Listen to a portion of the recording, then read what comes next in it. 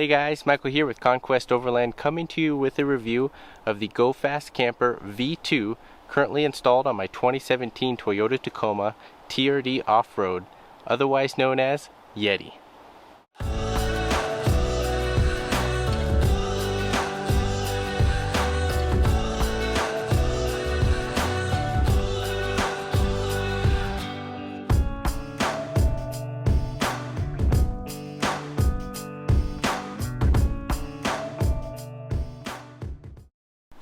Now before we start, I just want to say that everything in this review is going to be my honest and personal feedback based on my specific experiences utilizing the camper.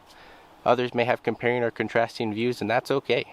This is simply my perspective on the experiences that I've collected in the various conditions that I've gone out in. So that brings us to the next question. What is a Go Fast camper? Well, simply put, it's the best of both worlds of a practical pickup bed canopy as well as a versatile and convenient rooftop tent. The best part is that it's built and meant to handle all the abuse of driving off-road, especially on washboard roads. Now for this specific camper, I've owned this since middle of March 2021, and it's worked out pretty great for me so far. I've camped in anywhere from single digits of 9 degrees all the way up to 90 degrees Fahrenheit, and each of the different climates has presented their own unique perspectives of using the camper. Now as far as how long it takes to set up, it is literally just a matter of seconds, not only for deploying the tent but as well as packing it away. This has been crucial for me, especially after long days out driving on the trail, and especially when conditions aren't as favorable in the rain. Setting up camp in just a matter of seconds makes all the difference. To begin, you just simply stand on the tailgate, give a nice push up on the frame of the camper, and allow the gas struts internally that take over the rest to deploy the tent at its maximum height. As far as packing it away, it's just as easy. Simply grab the two sides of the fabric on the tent itself, pull it down, and make sure that all the fabric is then tucked away inside the camper's frame, and you're done. As far as what I've been able to store in there while camping, at most I think I've gotten away with a single blanket and one pushing it 2 sleeping bags as well as an inflatable pillow. All that's in there, it still allows the tent to close naturally, not forcing anything, and it makes camp setting up just even that much quicker. So setup time is a huge plus with the Go Fast camper. Now for those of you that have been following the channel for some time now, know that the setup that I had before consisted of a canopy with a rooftop tent mounted on that. One concern that I always had with that canopy was the fiberglass construction. With that, over time, if it is not meant to sustain the abuse of being off-road as well as carrying heavy loads on the roof, it can develop stress and crack points along the frame of the truck side as well as at the hinge points as well, where it can either show signs of spreading as well as cracking just due to the bed flexing while being off-road. Now one thing with the GFC that is no longer a concern. These things are built to last as well as have tough construction. They even listed on their website that they have a huck factor of even jumping your vehicle and not having any real damage to your tent. So that's huge. But the overall construction of the GFC itself is made out of a lightweight honeycomb composite material, and that consists both on the floor and roof of the tent itself. Now internally, holding everything together,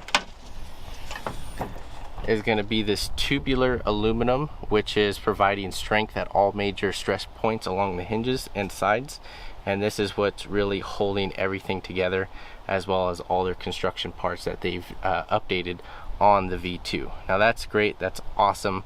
All that to say that this whole camper setup weighs in at about 250 pounds, and the best part is that a majority of the tent, if not all of it, is made right in their factory in Belgrade, Montana. So pretty cool that everything as far as the camper goes is made right here in the US, as well as showing signs of ready to handle anything that you throw at it in regards to going out on the trails.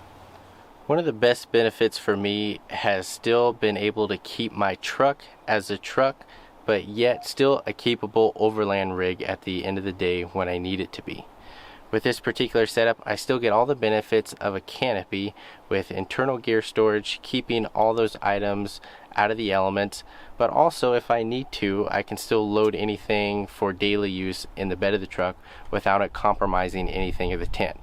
I do, however, have the decked drawer system installed in the inside of the bed, and I specifically went with that drawer system because it's a nice even drawer. It's flat all the way across, and what that does is allow me to keep essential items within the drawers. As far as my recovery gear and galley items, they're out of the way but there when I need it, and I have a very robust and highly weight rated top of the deck drawer system that I can put anything that I need to, and I have all that clearance still from there to the floor of the GFC as far as interior storage. So that's a huge plus in my book, and having 3 doors of 1, 2, and 3 to access all my gear from any given point, and each of those doors being able to be lockable as well is also very huge. So it's nice to complement both worlds, from being an overland ready as well as when you need to hit the hardware store for anything that may arise.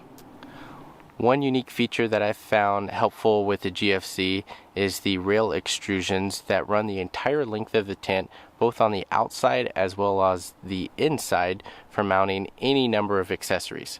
What you see behind me right now, utilizing the universal mounting brackets from GFC, I have the Rhino Rack Batwing 270-degree awning mounted directly to the tent, utilizing 2 brackets. And that's awesome. That's all it takes to really just mount that to the camper itself, just showcasing how versatile it is even from an exterior standpoint. And as far as the roof goes, the crossbars, or the beef racks as they so call them, they utilize a T-channel slot on the top, and again, you can mount any number of accessories from there, from solar panels, bikes, skis, kayaks, whatever you so want, right there. For myself, I just currently have the MaxTrax mounted on an Axia alloy mount with the mounting pins themselves. Down the road, we'll plan to add anything else to the other 2 rails, but we still have them, which is nice for future flexibility. As far as the weight ratings on the roof, again, going back to being able to use your truck as a truck, the camper, when closed, can support up to 500 pounds on the racks themselves with a properly securely mounted load, which is awesome. So if it means needing to haul lumber or something on top for pieces that are too big, you can easily do that as long as the camper remains closed. Now, when you want to utilize the camper and actually deploy it, that weight is now brought down to about 75 pounds, which still means that you can still open the camper with skis, bikes, kayaks, whatever, again, and not put any harm onto the internal gas struts that are lifting the tent. But it's still unique being able to have that much variety and being so modular from the exterior of the tent, not only on the rail extrusions but as well as the roof itself. What's unique about this style camper, among many others that are on the market, is actually how slim it is when it's packed away. The tent portion itself is just about 6 inches in height and 96 inches front to back in length. From the roof of the cab of the truck all the way to the top of the camper, you're looking at about 10 inches overall, which is fantastic. The height of it, you aren't adding very much, which is great. It's still keeping that very nice slim fit. Now for me, it's a little bit different. I added the MaxTrax mounts on there, so instead of the 10-inch height, we're now actually looking at 15 inches from the roof of the cab to the very top. But overall, that's not a big deal, really. My days of parking in the garage are long gone after lifting the truck, so it's no harm, no foul for me. But still, overall, how slim of a design it is from height perspective as well as a width perspective, nothing protruding and extending past the sides of the truck bed themselves. So great overall design.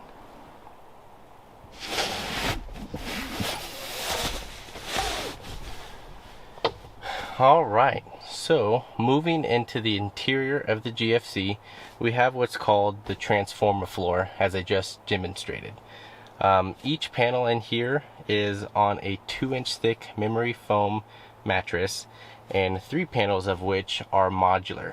So we have 2 squares, 1 and 2, as well as 1 long rectangular piece that consist of the 3 that are the modular portions inside the GFC. The one in the very back is fixed and stays in place the entire time. Now, what makes the interior of the GFC so unique and why I personally love it is just how modular it is. You have 3 different styles that you can really set it up in to be. The first is removing all of the panels and putting them in the back of the camper, which allows for the ultimate living space as well as standing room, whether you're by yourself or with another person, to allow ability to basically have a living space in the bed of the truck with no panels interrupting your movement. The next would be what's called bunk mode, which is basically you can use it with 2 of the squares or 1 of the rectangular sides on just one side. And what this allows you to do is basically sleep, as in the name applies, in a bunk mode fashion. What I've personally found this to be helpful for when I am on solo trips is being able to access gear immediately down below, as well as safely running a space heater like a Mr. Buddy heater on top of the decked drawer systems, and not up where a certain type of flammable fabric may be, including blankets and sleeping bags. So that's nice to be able to have that down there. Heat rises obviously, so wintertime camping, that's really nice to have. What's also cool about bunk mode is the ability to move the rectangular panel not only in a lateral position but also in a parallel position, where you can then move the desk in any way you see fit, whether it's looking out the left hand side, right hand side, or directly to the back, and having a standing desk, being able to work on a computer, being able to make coffee or small easy meals, whatever you see fit. That's really nice to have that functionality. What's also nice on the rectangular piece is the ability to move the foam fabric itself to just utilize the hard-sided panel that it is, so that way you don't have to worry about balancing anything on the foam as you're working. And then last but not least, the third option is what they call the Slumberland option. So basically all the panels in place once you're in here, just drop one of the square pieces in to fully complete your puzzle piece, and you have full width of the bed of your sleeping platform. And this does measure 50 inches in width and 90 inches in length, so just enough for about 2 people to sleep comfortably in here, maybe with a small to medium-sized dog and or kid. 3 people would be pushing it depending on the size, but it is nice to know that you have the versatility within here, not only for sleeping but as well as again, the biggest part for me is the livability factor, to be able to change, to be able to hide out from rainstorms, or if it's snowing terribly all of a sudden. Even on my 90-degree camping trip when it was pretty darn hot and the bugs were horrible, I was able to just sit inside the camper, have the mosquito netting protect me, if you will, from all the critters and bugs, and have an unparalleled view looking out in any which direction with the maximum ventilation of cross breeze coming into the tent with how large the windows are. So a lot of versatility inside of here, which I love, and depending on the season of use and how many people you may have coming with you, can be able to support that modular function. Now on the interior we have 5 windows, of the 2 in the back, as well as 1, 2, and then the 3 larger front windows. And the material that it's made out of is like a lightweight canvas material, which is great for being able to breathe pretty well and repel water when the rainstorms do happen. Each of the windows do have a bug netting as well. The front 3 do have the zipper capability to unzip them to allow for full ventilation.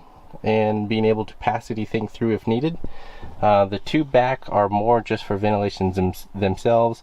They just work in like a triangle type design and are just meant to allow for a little bit more of a cross breeze at this lower end.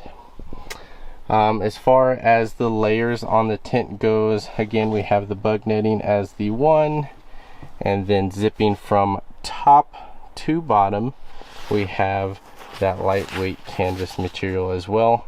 What's great and what I love about this particular tent as opposed to one that I had before is how taut the windows are. It allows for easy shedding of water without any pooling effect at the bottom, and because of how taut it is, within functionality, it has minimal wind noise for those windy nights, so you're not really hearing fabric flap around too much when you do have the windows zipped all the way down.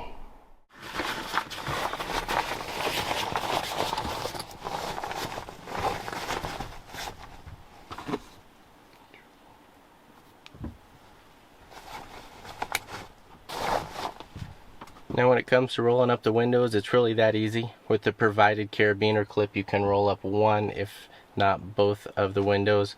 For now, I have both of them rolled up to allow passability should I need it. But again, it's nice to have that big of a window to not only be away from the bugs, maximum breathability, as well as a huge view from these three main front windows. What's also pretty helpful as far as the interior space goes when it comes to packing down the tent is this provided bungee cord on a carabiner clip with the two hooks on either side of the back small windows. What this does is just helps pull that fabric in from the very far back, so as you're standing on the tailgate and closing down the tent, you don't really have to worry about tucking in the fabric towards the rear. Kind of similar to like making a bed, as that bungee cord just pulls the fabric in and holds it all in place while you pack it down, and you're ready to go in less than 10 seconds. Alright, so as far as the pros and cons, I'll kind of quickly go through these just to recap and also input some of my own personal experiences. But as far as starting off with the pros, one thing I love about the GFC, again, is the best of both worlds. You get the truck canopy, the practicality of that, having all three side doors able to access your gear, as well as being lockable. That's really nice, keeping things out of the elements, peace of mind with the security points. So that's really great for that. The tent portion, again, it's super convenient, very modular, being able to set up and tear down in just a matter of seconds, as well as being able to keep gear inside, which is really cool. The best part again is from moving from the fiberglass canopy setup to now this is the durability that this specific camper provides with being off-road and being able to handle the washboard roads, the aggressive terrain of shifting weight around rapidly while you're on the trail. So that's great. This camper is meant and designed to withstand all that for the life of the duration that you have it. The next thing would be the ability to mount a wide variety of accessories, not only on the exterior rail extrusions, but also on the interior and the T-channel slots that are on the crossbar. So that's nice. You have a number of different options when it comes to mounting your accessories and how you see fit, and they've implemented a way to accommodate to the larger masses. Next thing that I will say is going to be the self-containment while you're inside here. That's a huge factor for me, being able to be in here while it's downpour raining or heavy snow or whatever it may be. I can have a space to change, make coffee, work on the computer if I need to, just move around. You're not confined to a tent and you can only sleep in there or maybe read a book. And here I can do a lot more. I have access to my gear downstairs, if you will, with the Dometic fridge, so any snacks or drinks, it's just right there. My water jerry, anything that I may relatively need is just right there. So that's really nice. The next part would be the dust and waterproofing. Overall, I'd give this probably around like an A+ or A-, A+, somewhere in there. Because the camper portion itself, if we're only specifically looking at the camper portion, I've had no dust intrusion or water intrusion of any kind and driving in heavy rain or going down extremely dusty roads. The only part that I've had those, and it's just going to be the fact that it is a truck, is around the tailgate. I've done self-adhesive strips trying to block out as much of that dust as possible, if you will. But at the end of the day, it is still a truck, so you are going to have some type of dust intrusion with the type of mounting on the bed rail camper style this is, as opposed to a slide-in, which is fully contained. So that's one factor to think about, but again, at the end of the day, it's not a big deal. There's nothing absolutely critical that's kept back here that can't get a little dirty. So I will say that's more on the truck as it is the camper. Going from there would be the overall cost. Again, this was a significant investment. It's not cheap by any means when you look at the overall price. I think all in with everything as far as the cross rails and accessories, looking at it about anywhere from $6.5 to about $7K, with everything all in with the extra window options too. When you look at that compared to others on the market that start at least $3,000 if not $4,000 more as a base with no accessories, it is relatively decently priced, as far as I would say an entry level camper for what you get. I do know that the prices did raise at the start of the year for the initial deposits on new campers, so I think that price is just under around $7K as a base before any add-ons, and that also is with a $500 non-refundable deposit as well to hold your spot in the queue. So some things to consider overall down the road, but when you look at the grand scheme of everything for what you get, it's not terrible, but it is definitely still an investment for how you're going to use it down the road. Now, as far as the cons go, I really don't like to say that they're negatives, more so deferred innovations that can be addressed down the road. And again, these cons are going to be on my personal opinion as far as how I've used the camper and the conditions that I've gone out in, so others may feel different, but here's just my quick list. Starting right off the bat, first and foremost, the mattress being 2 inches that it is extremely firm for me.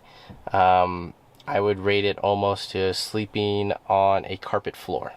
It's pretty bad, and what makes it a little bit worse as opposed to other rooftop tents is that the floor is modular, so that is a blessing and a curse at the same time. So I have run like an X-Ped air mattress in here, which is nice, significantly helped, if not one of the best nights to sleep that I did have while in the GFC. It at the same time, it takes away all modularity of the floor, so if you need to get down in the middle of the night, well, now you have an air mattress of any shape and kind in your way that you have to contend with, or completely deflate if you want to get ready and moving first thing in the morning. So one kind of a con, but again, there's options around it. You can always input your own certain styles and resew different sheet coverings over the mattress themselves. But for me, the 2-inch that comes standard on here is just extremely firm and definitely not the best night to sleep as is. The next I would say is the roof itself with this honeycomb construction that is on the roof. It is translucent, and again, that is also like a blessing and a curse at the same time. It's nice to have natural light come in right before you do get to bed, where you really don't need to run too much area lights or headlamps while you're in here. But at the same time, if you do like to sleep in, you will not have that when you own the GFC, because as soon as the sun is up, you are up, and that can be anywhere from 4 to 5 in the morning during the summer months. Again, you can wrap it if you want to make that additional investment to block out some of that light. But as is, it's hit and miss as far as mixed feelings on how I like that roof. But again, that's just a personal preference. The next thing I would say is the lack of insulation options that you can not only have for third party as well as just straight from the manufacturer. In the winter months, it would be extremely nice to have some form of an insulation kit that you can utilize with the rail extrusions. I would love to see GFC come up with a way to have that implemented down the road, because in the winter months, retaining warmth in here is absolutely horrible.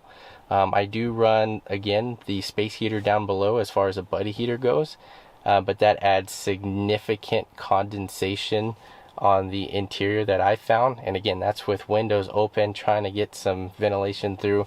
The condensation is just horrific if you run something like that. So it would be nice to have a kit like that where you can just mount ready from the start, to allow for a true 4-season camping experience where you can retain that warmth but still have access to a window should you need it. I would also say, with my choice of the drawer systems that I'm currently standing on, as far as the deck drawer systems go, I love them, but they also take away about 12 inches in height for climbing up and into the tent. So where you would have full from the bottom of the truck, as far as the entry point at the tailgate, to about where the first height point is on the camper, you would have necessarily that full height to climb into. Now with the deck drawer systems, if you're not agile enough, fortunately I am, which is not a big issue, but if you're not agile enough and you do add a drawer system like this that is flush all the way across, do know you will lose 12 inches of access entry point, so you kind of have to make this awkward kind of dive to climb up in without hitting your head. So again, really not really a con on GFC, but an overall build if you want to have a non-cluttered bed of the truck for gear storage. Another big one that I found was the sharp corners, specifically on the rectangular platform here. The corners were chopped off with like the aluminum panels that actually sits into the frame of the camper. When I first received it, I noticed that the corners were extremely sharp with how they cut it. They didn't round them off.